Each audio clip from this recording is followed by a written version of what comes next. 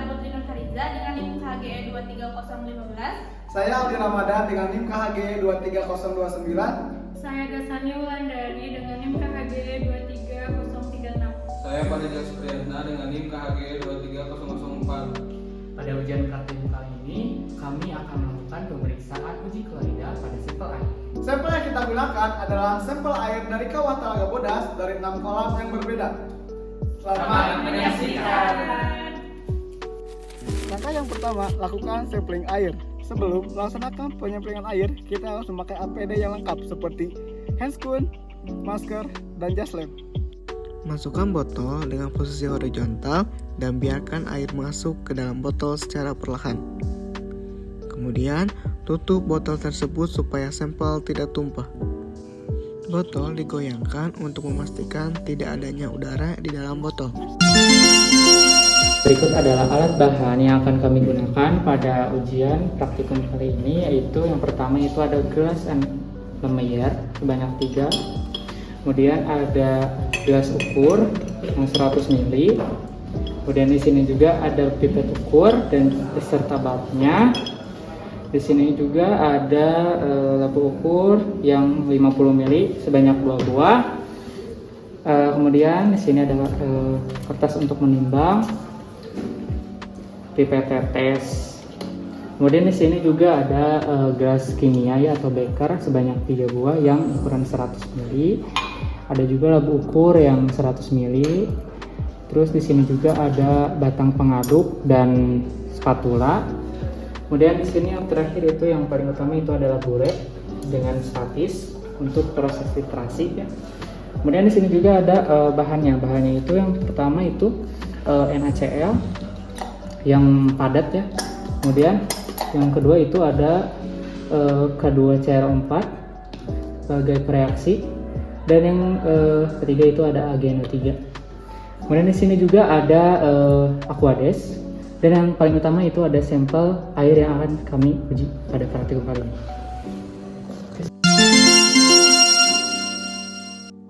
Timbang AgNO3 sebanyak 0,2395. Kedua, timbang K2CrO4 sebanyak 2,5 gram. Terakhir, timbang NaCl sebanyak 0,0824 gram. Langkah yang pertama yaitu tuangkan AgNO3 ke dalam gelas kimia. Lalu setelah itu isi dengan Aquades sebanyak 100 ml.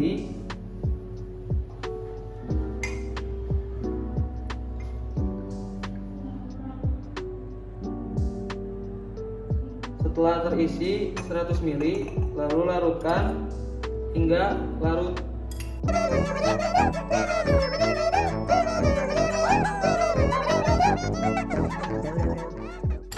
Setelah larut, selanjutnya masukkan ke dalam labu ukur menggunakan corong.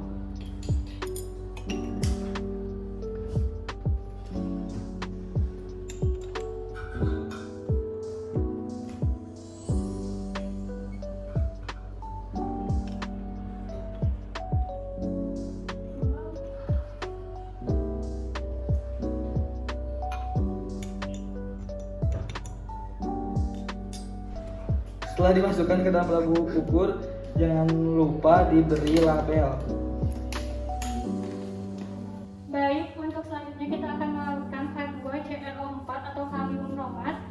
Yang pertama kita akan memasukkan ke dalam gelas kimia dengan Aquades 100 ml.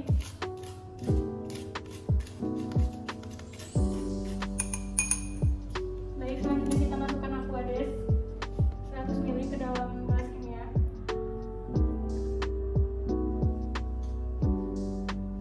Lalu aduk hingga merata.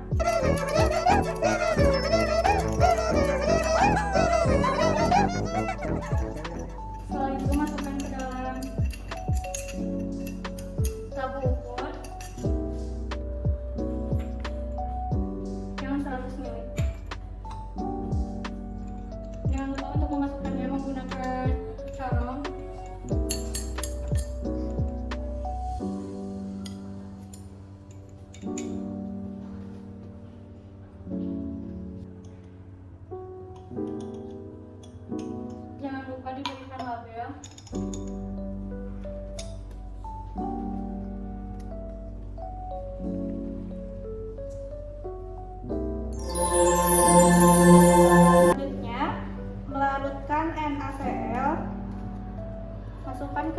dalam gelas kimia.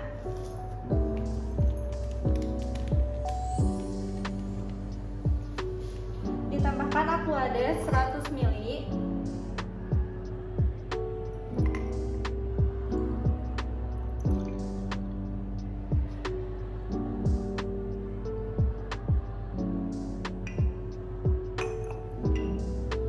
Kemudian dihomogenkan menggunakan batang pengaduk.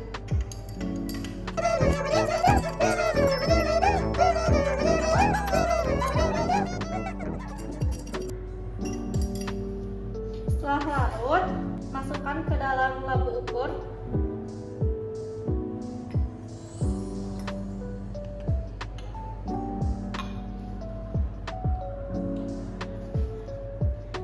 Kemudian kasih label ya.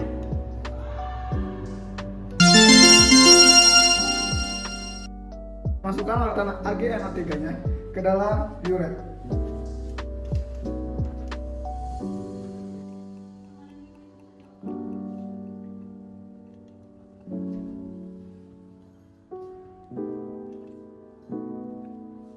Masukkan larutan AgNO3 sampai pada batas 0. Masukkan larutan NaCl dan juga Aquades masing-masing 25 ml dengan menggunakan pipet ukur.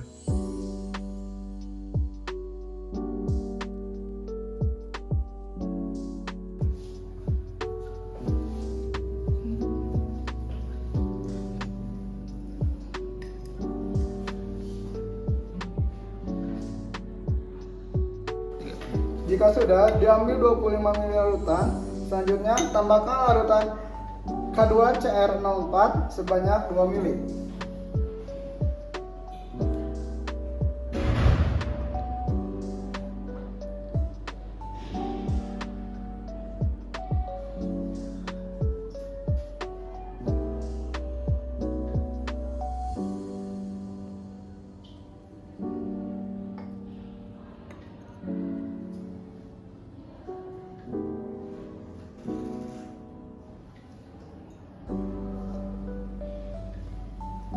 Kemudian homogenkan.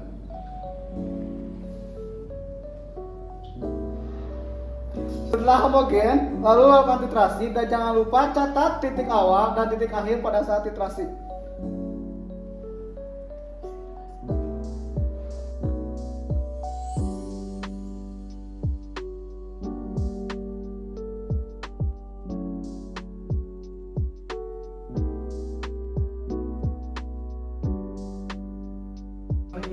Kemudian ambil sebanyak 25 ml Aquades dan masukkan ke dalam labu Erlenmeyer.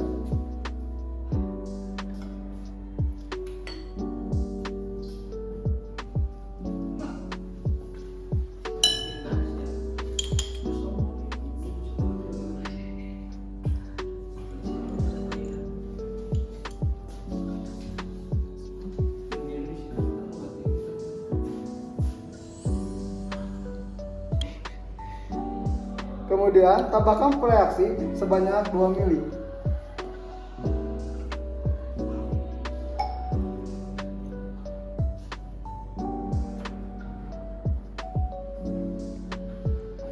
Dan jangan lupa lakukan homogenisasi.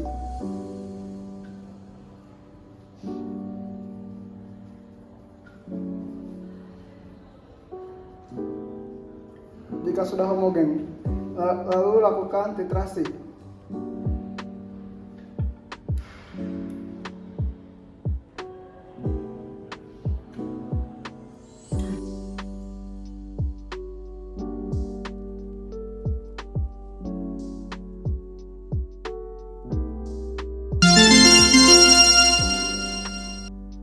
Selanjutnya adalah hal yang paling utama dalam praktikum kali ini adalah melakukan titrasi pada sampel air yang ada di kawah Talaga Bodas.